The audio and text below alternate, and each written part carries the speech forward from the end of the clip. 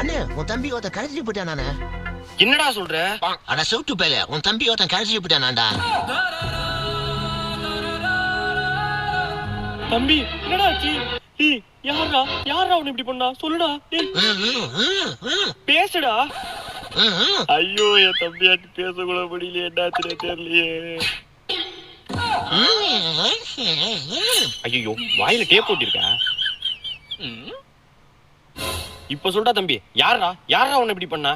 தோ அந்த கிழவன் தான். கேலட்டு பயல, நான் யாருன்னு தெரியுமாடா உனக்கு? உனக்கு வார்னிங் தரேன், 3 என்றதுக்குள்ள ஓடிடு. 1 2 3